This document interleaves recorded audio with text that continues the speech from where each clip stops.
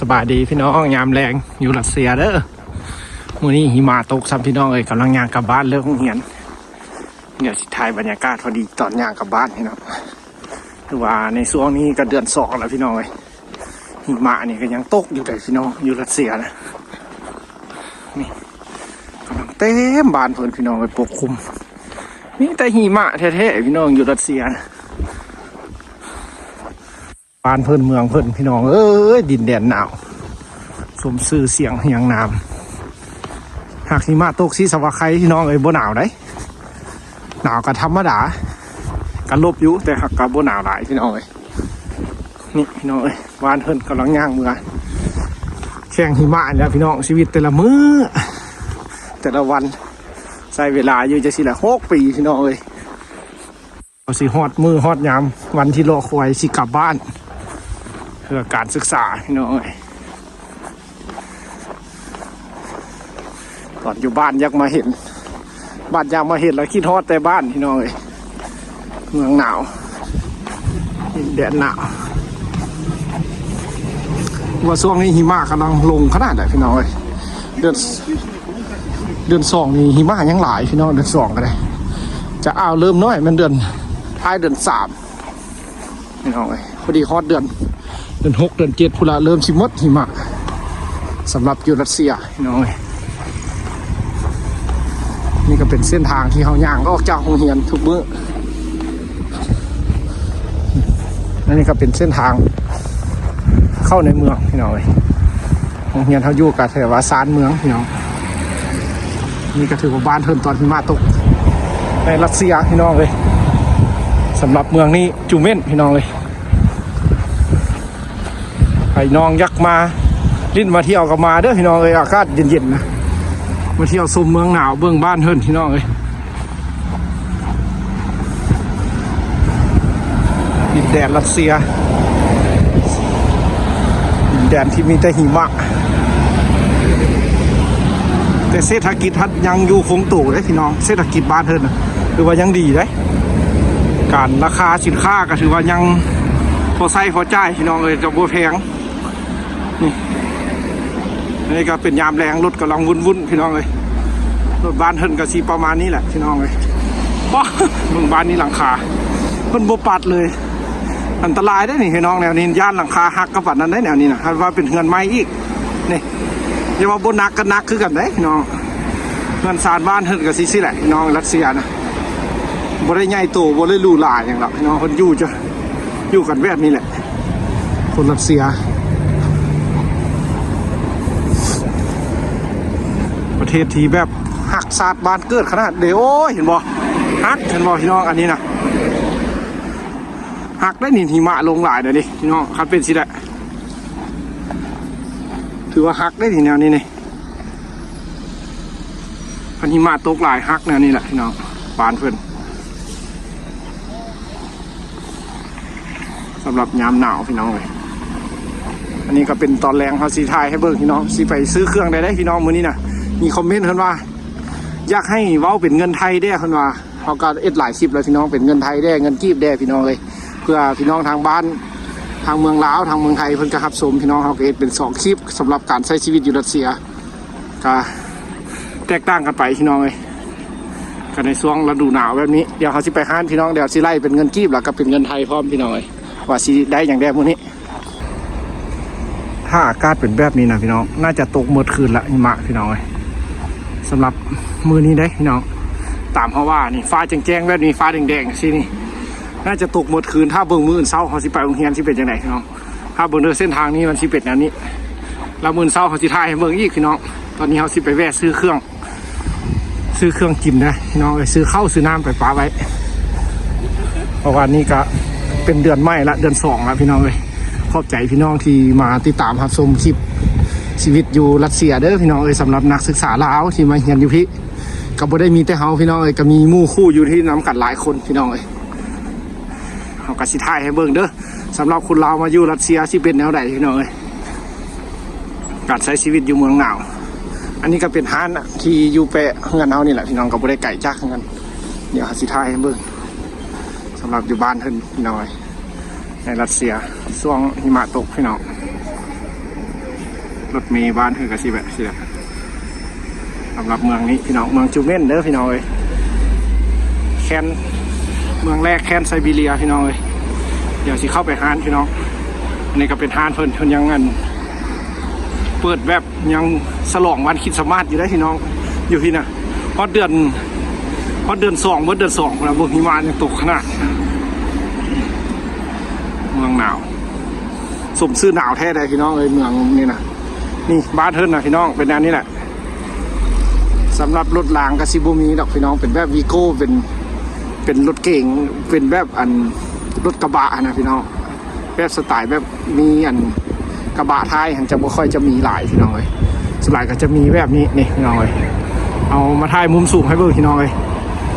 นี่ก็ถือว่าเป็นรถจอดที่หน้าห้างพี่น้องผู้คนก็จะไปเลาะซื้อเครื่องซื้อของอยู่นี่พี่น้องเลยสำหรับเลิกเรียกเลิกงานแต่ละมือแต่ละวันรถเมย์เพิ่นก็จะเล่นแบบนี้พี่น้องสายนี้จะไปเข้าไปในเมืองพี่น้องถ้าเมื่อใดเขามีเวลาเดี๋ยวสิพาไปถ่ายเบื้องสาวรัสเซียด้วยพี่น้องอากาศดีๆก่อนว่าช่วงนี้ก็ยังหนาวแห้งอยู่หน่อยถ้าในช่วงมือที่อากาศดีๆเดี๋ยวเขาสิพาพี่น้องไปเลาะเบื้องในเมืองบ้านเพิ่นเมืองนี้พี่น้องเลยเมืองนี้ก็ถือว่าชื่อเสียงดังของรัสเซียได้พี่น้องเลยเมืองทูเมนเนี่ยโซนกลางของอาซีพี่น้องเลยเมืองนี้ตั้งอยู่ทวีปอาซีเอาพี่น้องเข้าไปฮันก่อนเด้อช่วงนี้ก็คนกำลังหลายได้พี่น้องเข้าไปซื้อเครื่องซื้อของเพราะว่าเป็นยามแรงอันกระซีไปเลาะซื้อเครื่องซื้อของได้เลยพี่น้องสำหรับบ้านครับผู้คนหลายพี่น้องในช่วงนี้กดเบิ่งเงินก่อนพี่น้องมีเงินบ่เนี่ยกดเบิ่งเงินก่อน สำหรับตู้ ATM อันนี้ก็เป็นตู้ ATM อยู่รัสเซียพี่น้องสิกดเบิ่งไปจะสิไปเลาะซื้อเครื่องพี่น้องกดเบิ่งเงินเท่ายังหลายบ่นี่นะปั๊บ3,000 ป่ายพี่น้องเลย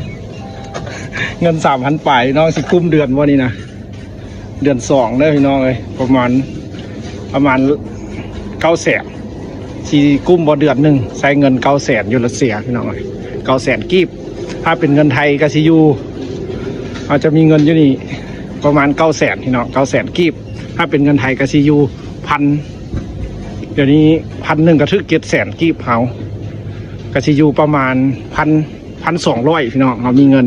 เดี๋ยวสิกุ้มเดือน2บ่พี่น้องเราสิใช้ชีวิต1เดือนในเงิน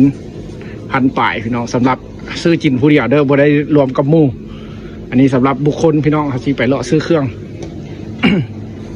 เมื่อนี้นะนี่หานอาหารเข้าน้ำบ้านเฮิร์นหน่อยคันมันเข้าตัวทีแบบแนวนึงกับจักมันข้าวเจ้าอย่างอันนี้นะพี่น้องก็บ่เคยกินมันราคาคือจักสูงนิดนึงมันจะเป็นเม็ดงามๆเลยนี่ส่วนหลายเขาจินกับโตที่ราคาบ่แพงพี่น้องจะเป็นอยู่แถวนี้จะเป็นข้าวที่บ่แพงประมาณ5-60พี่น้องเด็กอันนี้ก็30ตัวนี้เขาจินตลอดตัวนี้ก็ซีประมาณ80-100นึงพี่น้องสำหรับอาหารคายอยู่รัสเซียพี่น้องอาหารการกินสำหรับบ้านเพิ่นเดี๋ยวเขาสิถ่ายเบิ่งพี่น้องนี่มันจะเป็นโซนเครื่องดื่มโซนเบียร์โซนอย่างครับมีครบพี่น้องห้างนี้กับบริไก่จักเงินเขาดอกสำหรับสินค้าอยู่รัสเซียเด้อพี่น้องกับโบมีสิ้นแต่แพงดอกเลยธรรมดาเป็นเหล้าเป็นเบียร์เป็นข้าเจ้าจินอันนี้ข้าเจ้าเอิ้นว่าปิลิเมนหน่อยภาษารัสเซียว่าปิลิเมนข้าเจ้ามากขนาดอันนี้สำหรับอาหารคนรัสเซียจะโบมีแป้งนัวเด้อพี่น้องอยู่รัสเซียนะแป้งนัวผงชูรสโบมีพี่น้องอยู่รัสเซียนะอาหารบ้านเพิ่นจะออกจืดๆแต่แบบนี้พี่น้องคนบ้านเพิ่นกินนะนี่เป็นซอสมักเล่นนะนี่คนรัสเซียมื้อนี้เฮาสิถ่ายให้เบิ่งละเอียดพี่น้องอาหารค้าตัวนี้สำหรับสินค้าของคนบ้านเพิ่น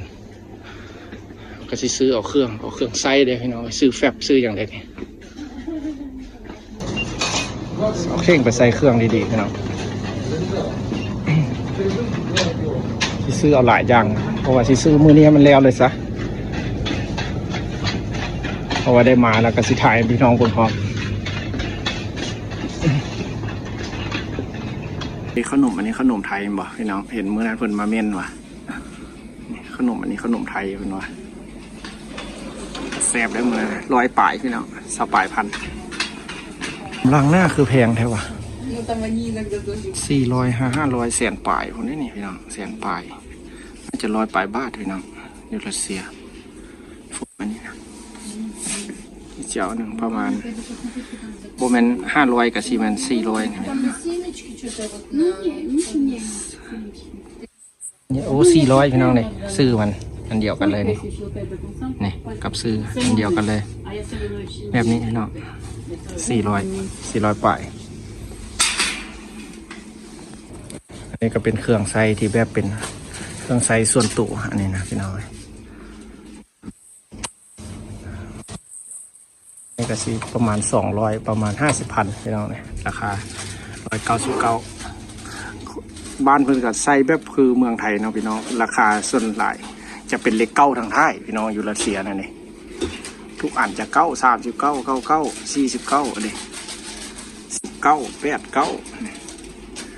39ส่วนหลายจะ9คือกันพี่น้องอยู่รัสเซียกับเมืองไทยเพิ่นจะเน้นเลข9เอา2อย่างแล้วพี่น้องเดี๋ยวสิเบิดเงินเท่าไหร่ครับเบิ่งเด้อมื้อนี้คือสิเบิดหลายเติบเด้อนี่นะแซ่บเลยทุก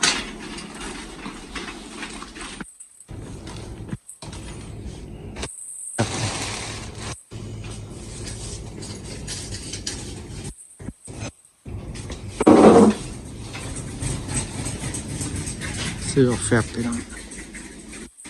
ไซรุ่นใดแฟบนี่ก็ได้รุ่นใดก็ไซส์อันตัวนี้จะเป็นก้อนที่แบบหอมๆเลยพี่น้องแฟบทง เบิ่งราคาตัวที่มันถึกเลยพี่น้องเลยเงินบ่หลายนี่แต่เอาถึกก็สิเอาตัวนั้นเด้อ200 ป่ายประมาณ70,000พี่น้องประมาณ60-70,000ไซส์พี่น้องเลยยังฉีกยังเข้าเลย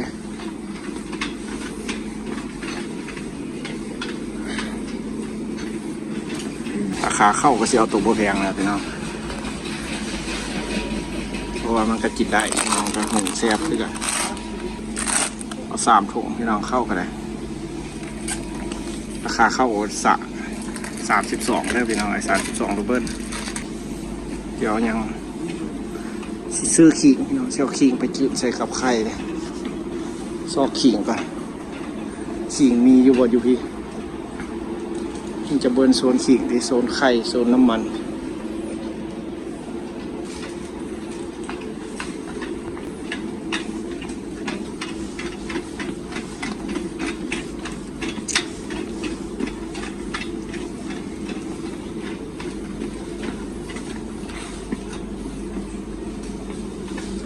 ป่ากาแฟบ้านเขาเจ้าอันนี้กาแฟคนรัสเซียก็ฮิตกินกาแฟได้พี่น้องเลยน่าจะนำเข้าได้ของอิตาลีได้ก็มีนี่แต่โบเห็นของไทยพี่น้องกาแฟไทยก็ยังโบเห็นกาแฟลาวก็โบเห็นอยู่พี่กะหล่ำปีกระทึกเลยพี่น้อง40 ลูกประมาณ5-6 พันนี่นะพี่น้อง40 ลูก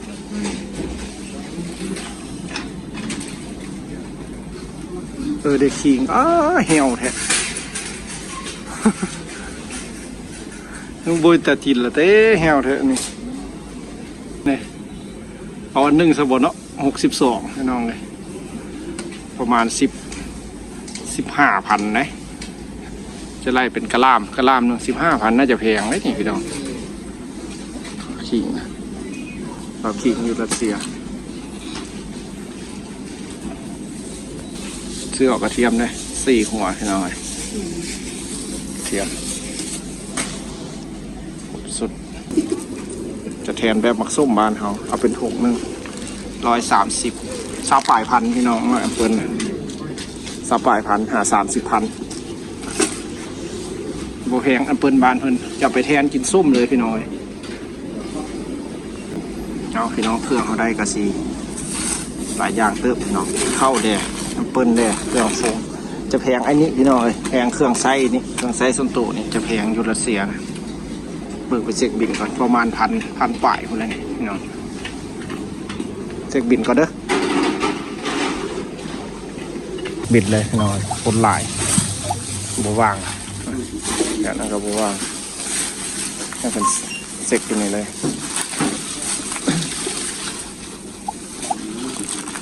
เมื่อซื้ออะไรโอ้1,000 ป่ายละ1,019หรือบน1,500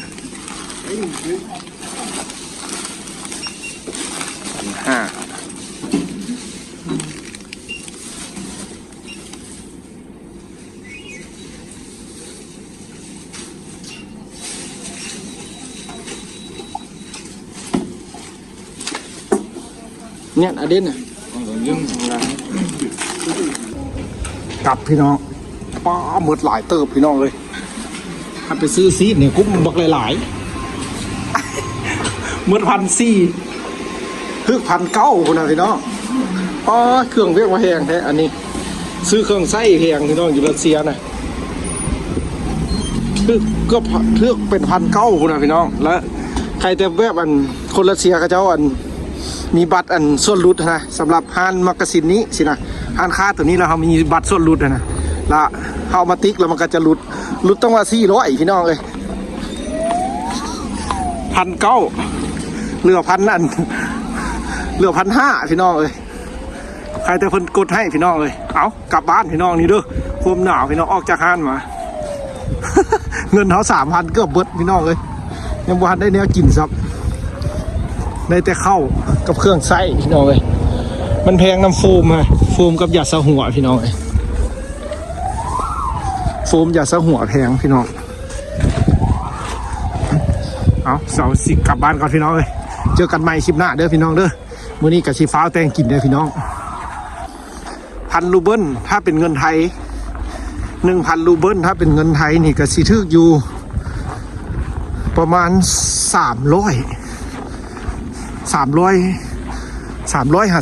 บาทพี่น้องบ่ฮอดซี่แต่ประมาณ300ป่ายพี่น้อง300ป่ายบาทถ้าเป็นเงินไทยกับเงินรูเบิล 1,000 พี่น้องเอ้ยถ้าเป็นเงินกีบเงินรัสเซีย 1,000 ถ้าเป็นเงินกีบก็สิ200,000ป่าย250,000 260,000ถ้าเป็นเงินไทยก็สิอยู่300ป่าย400พี่น้องเอ้ยเอาก็ซื้อฮอดเฮือนแล้วพี่น้องซื้อเครื่องวันนี้ก็หมดหลายเติบพี่น้องเพราะเป็นเครื่องไส้แพงพี่น้องเลยเป็นเครื่องไส้แพงน่าจะนำเข้าเลยพี่น้องเลยเป็นโฟมเป็นเครื่องไส้ยาสะหัวใส่เงี้ยถ้าเป็นของในบ้านจะทึก